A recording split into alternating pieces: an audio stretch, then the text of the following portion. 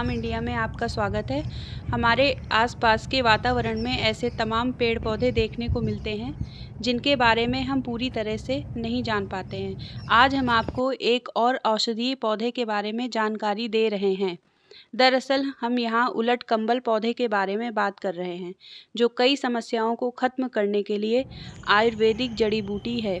उलट कंबल एक तरह का वनस्पति होता है, जिसके औषधीय लाभों को शायद ही कोई जानता होगा।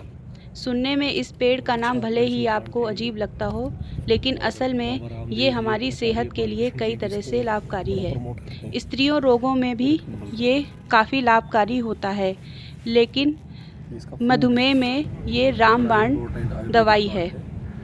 इस आइए इस औषधि के बारे में विस्तार से जानते हैं। उसको मधुमेह के उपचार के लिए उपयोग किया जाता है।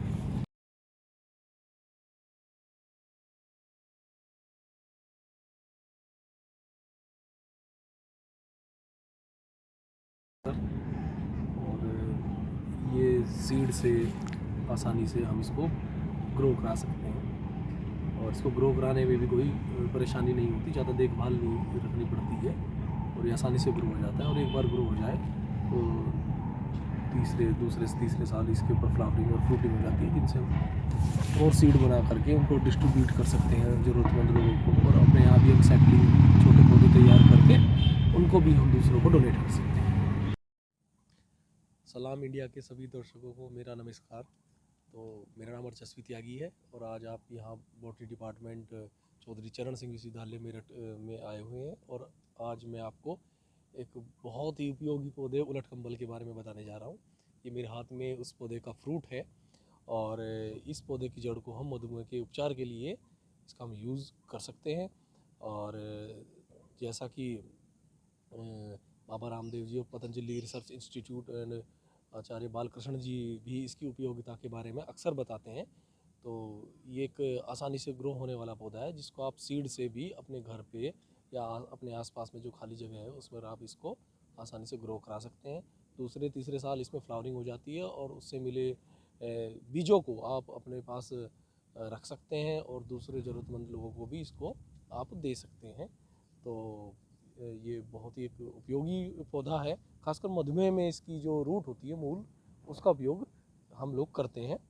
और उपयोग करने के लिए इसकी रूट को आप उसका पाउडर बना सकते हैं, सुखा करके पाउडर बना करके उसको आप पानी में उबाल करके जब पानी एक चौथाई लगभग रह जाए तो उसका उपयोग आप थोड़ी थोड़ी डोज के रूप में आप उसको इस्तेमाल कर सकते हैं।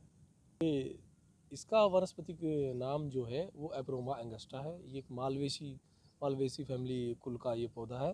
और उत्तराखंड और यूपी के बॉर्डर के आसपास की कुछ ऐसी जगह हैं जहाँ पर जो हमारी इकोनॉमिक फसलें जो होती हैं वो कम होती है, और वहाँ पर इसको भी एक वैकल्पिक फसल के रूप में लोग आजकल उगा रहे हैं, क्योंकि जो हर्बल मेडिसिन्स हैं उनमें इसकी जो रूट है उसकी डिमांड जो है वो दिन और दिन बढ़ती जा रही है।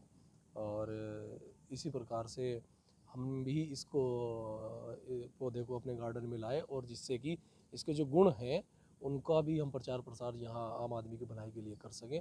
और हमारे पास इसके सीड से जो पौधे बनते हैं, हर साल हम भी कोशिश करते हैं कि ज़रूरतमंद लोगों को हम उनको दे सकें।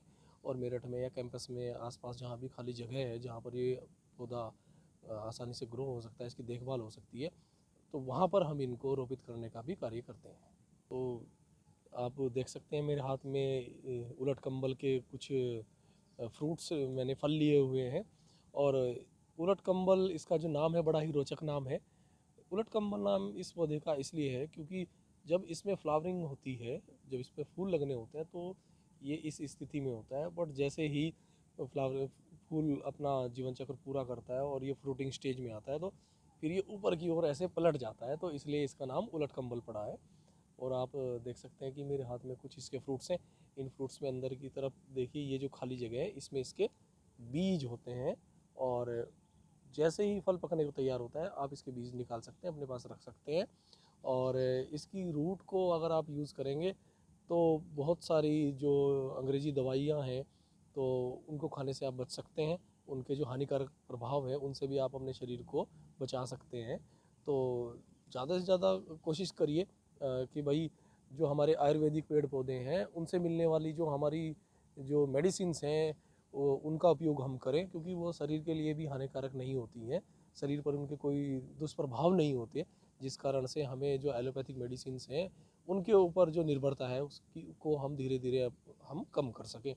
तो इस प्रकार की जो औषधियाँ हैं उनका जो प्रचार प्रसार है उसको और बढ़ाने का प्रयास हम लोग करते हैं, और आगे भी हम करते रहेंगे, और कोशिश करेंगे भविष्य में कि इस तरह के जो हमारी वनस्पतिक संपदा है उसके जो गुण हैं वो हम लोगों के सामने लाएं और लोग उनसे लाभान्वित हो सकें।